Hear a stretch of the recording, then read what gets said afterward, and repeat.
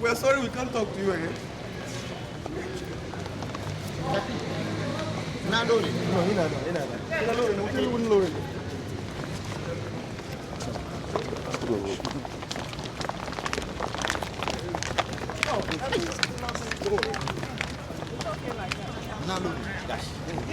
Ina. Swag back. See you. It's almost here.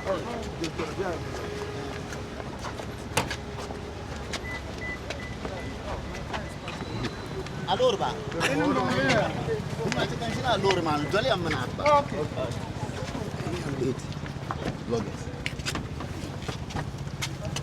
Chief, goodbye.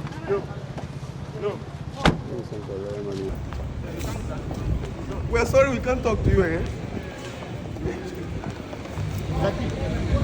Not loaded. No, you're not. You're not loaded.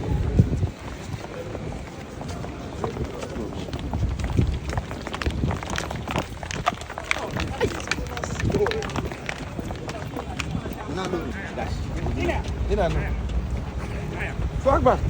See you. It's almost here.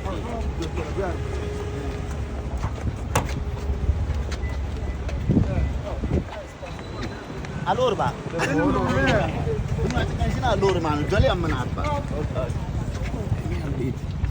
Bloggers. Chief, goodbye.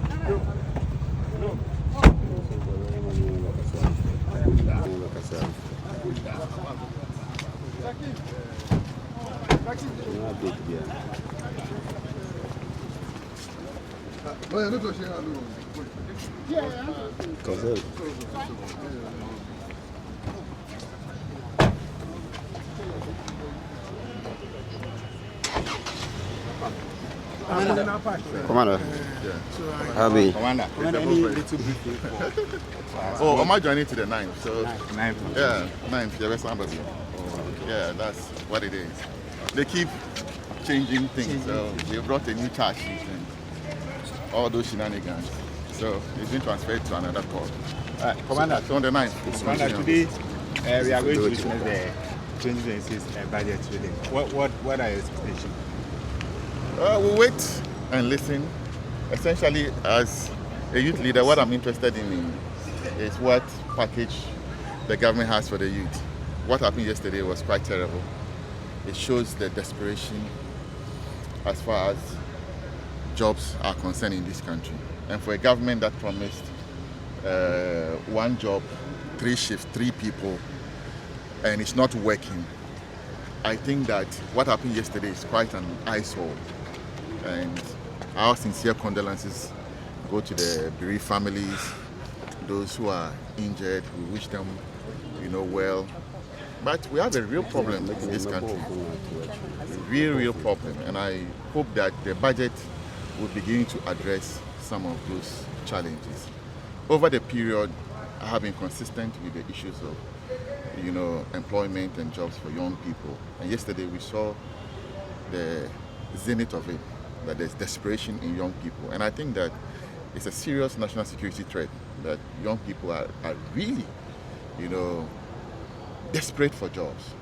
And I think that if this government is minded, the budget would gear towards job creation. Otherwise, I think that we have a problem. You see, too much propaganda is not good. The kind of propaganda they did in opposition, giving false hopes and so on and so forth, is what is making us see these kind of things that we are seeing. And I think that if they can do something, then we should see it in the budget, and it will be appreciated by the young people, in the country. The price of kinky hasn't gone down, the price of cement hasn't gone down, nothing has really changed. And we were promised a reset, so we are hoping that the budget will begin to show a direction of a reset, that things are becoming, much easier for Ghanaians. Don't tell us that the dollar has gone down when you have the rate and Abochi has the dollar, and Abochi's rate is higher than what you are quoting. When you do that, you are just tickling yourself and laughing. When it is not commensurate to, the prices of goods, on the market, it's not realistic economics. Yeah. And we are hoping that the Ghanaian people are taking these things into account, and that will begin to demand more from government. So we'll wait and listen to the finance minister, and let's see if there's something appreciable that we can all hold on to and work with. We have said time without number. It's not that we are praying for this government to fail. No, it's not the case. It's not about this government failing. It fails, and it has failed all of us. It's about doing the right things, and we are hoping that we'll begin to see that we are moving in the right direction. So far, all the signs don't look good. Look, the first thing this government did was to come and sack young people gainfully and employed in the right manner that they should be. They sacked them. Our records show over 12,000 people were sacked. Today, look at what we are seeing. Just immigration, military enlistment. Look at, we have to lose How many people. are they going to take? Just 4,000. Considering the numbers Just that are- 4,000. And yesterday, Accra here alone, 21,000 people showed up. 21,000. And this is minus the regions. Yeah. I am told that over 100,000 people applied. 100,000 young Taking only people. 4,000 out of Just the 4,000. So something has to be done. That's why you don't come and you're sucking young people out of work. It's not right. That's what is adding to the desperate situation that we have today. But be as it may, let's pray for good tidings. Let's listen to the budget, then we can take it up from there. All right. We need to see real action. They need to move from the propaganda and start spending. They should in the start economy. behaving like they are in government. Start spending because Look, they are not paying efforts- contractors. Really, you don't get what's So, going Commander, on. You mean because they are not spending, that's why the dollar is unstable. When they start spending, you see it rising up for. No, what they are doing is basic economics. Go take money from Bank of Ghana, Forex, and put it in the market. It's simple. Any, economic manager can do it. But it doesn't give you the true value of your Forex. You understand? Does the gold board also have an effect on the dollar? Of course. I mean, you like it or not, once you are accumulating more gold, you have more Forex available to you that you can put into the market. And that's what they are doing. Look, when in Nigeria, this Forex thing, is a big problem because what the banks do is to give the Forex to Aboki because they sell it higher and they make profit. And today, go to the bank and say you want to change dollars, you will not get. You will not get it. But when you go to Aboki has the dollar. Bank of Ghana has the rate. So they can keep deceiving us that it is going well, That's it is not. If you are putting $1.5 billion to shove up the city that you can use on capital expenditure and you are not doing, then as a government you have a problem. You have a problem. Because the reduction, of the appreciation of the cedi is not, linked to inflation. It has not reduced inflation. So essentially, what are you achieving? Yes, but that's it. Let's listen to the finance minister, and let's pray that God guides us on a good path as a country. Otherwise, all of you, young men and women here, I'm sorry, but we are in for a rough ride. Commander, what happened yesterday? Do you have only one measure to give to government in advice? We have done recruitment over and over. This is not the first time. NDC has done recruitment, NPP has done recruitment. This is the first time we are recording fatalities, casualties. This is the first time. It means that something untoward went on in terms of planning. And yesterday, I issued a statement demanding that government institutes an investigation into the causes of the stampede.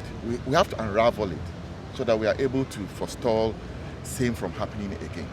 And that's why it's important that government takes the investigation very seriously. What were the crowd, control measures put in place? You're expecting 21,000 people at a go.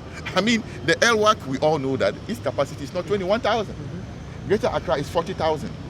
The Independence Square is just here. It can take at least some 40, 50,000 people. LWAC cannot. So what went into choosing LWAC with the whole numbers? Under the NPP, what we did was to send text messages to people when they were to report In batches. in badges. And that's why you didn't see the blowover of the numbers. So it is not as if it was not properly thought through. It was because we added some amount of technology, some amount of, methodical thinking into the whole process. And this particular one failed. That's why an investigation is important, so that we do not see such a thing happen again. Imagine you leave home and tell everybody, I'm going to work, I shall return, only for the news of your demise to go home.